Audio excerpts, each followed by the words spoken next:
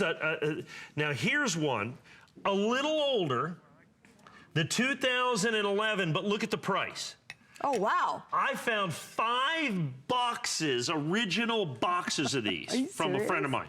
And he calls and says, Mike, I got Gettysburgs. I got 500, so that's 100 coins, 500 coins, ounces in a box. So I got 500 original Gettysburg. I only have 200. I haven't even put this on the air. We sold like 255 of these on HSN.com. This is the first time we're airing it? Probably the 3rd time we've aired it. Okay, wow. But I had some before, but out of this batch of 500, the other 255 were sold on HSN.com. Oh my gosh. So I've got the 2011, still 5 ounce, still Gettysburg, $189.95, folks. $189.95 for the 2011 Gettysburg. Now remember, the 2012s were crazy. The 2010s were crazy. To be able to get the 2011s, my original issue price, I had the Frederick Douglass coins, the brand new ones that were just released. By the way, if you bought one of the Frederick Douglasses from us, you made a major score. The government shipped those, presented those. Those things are going to be $300 before you know it.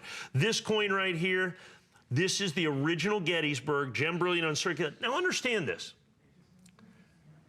You've got 5 ounces of pure silver. Right. It wasn't that long ago that these coins melted for $250. Silver was $50 an ounce. This is 5 ounces of pure silver. Now, it's not like a silver bar. I see silver bars out there, 149, 159, 169, whatever it is. You see silver bars out there, but they're not coins. They have no numismatic value. They're strictly intrinsic.